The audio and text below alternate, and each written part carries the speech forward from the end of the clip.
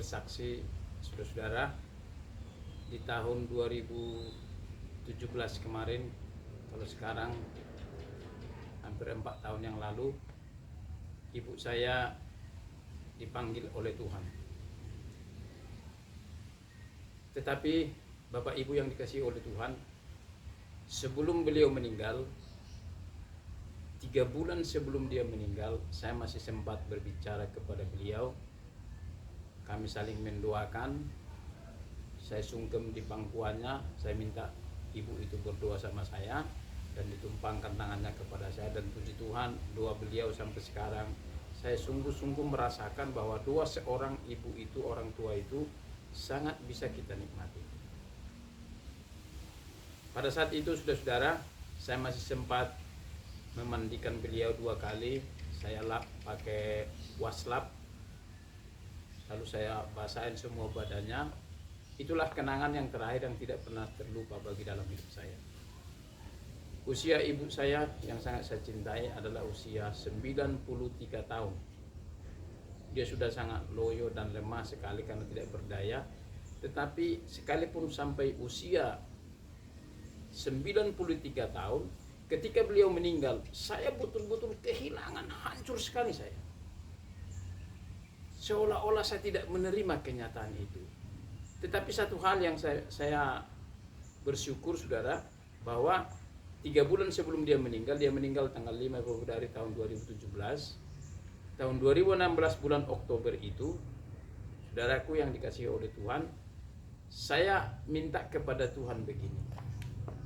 Tuhan, saya berdoa, umur manusia adalah Engkau yang mengetahui dan Engkau yang merancang seluruh hidup ini. Hamba tidak meminta supaya Tuhan memanggil orang tuaku ini. Tetapi kalau sudah saatnya ibuku ini Tuhan akan panggil ke pangkuanmu, aku minta tanda Tuhan, saya bilang. Yang pertama, Kau terima dia di sisimu, di surga yang kekal. Dan hamba berdoa Tuhan bersihkan dan ampuni segala dosa yang pernah dia lakukan selama hidupnya. Hamba adalah punya otoritas yang Tuhan berikan. Hamba mohon sucikan orang tuaku, ibu yang sangat kusayangi ini, supaya dia bersih untuk menghadap kehadirat-Mu. Itu yang pertama saya minta. Yang kedua saya minta kembali, setelah saya pulang ke Jakarta Tuhan, 2-3 hari ke depan, saya akan dengar dari kakak saya dari Medan ini, bahwa berikanlah Tuhan ibuku ini mampu memuji Tuhan sampai akhir kehidupannya. Jadi setiap pagi dia akan bernyanyi untuk memuji-muji Tuhan dan berdoa.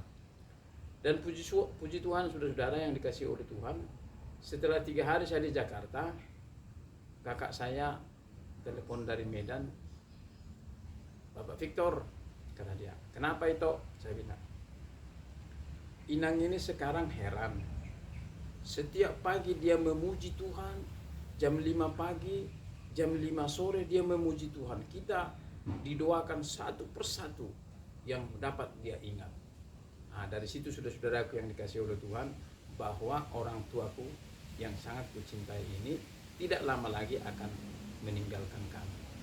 Saya persiapkan seluruh mental.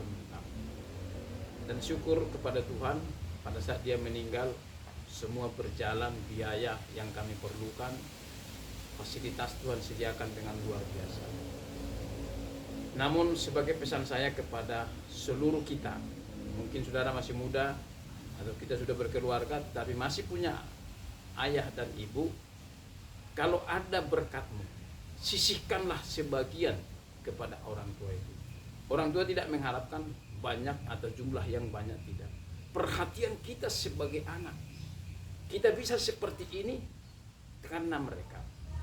Kita mampu melakukan kehidupan seperti sekarang ini juga karena ukiran tangan mereka. Nah, untuk itu selagi masih beliau-beliau orang tua kita masih hidup, berikanlah waktumu, berikanlah uangmu kalau ada, berikan yang terbaik kepada orang tua.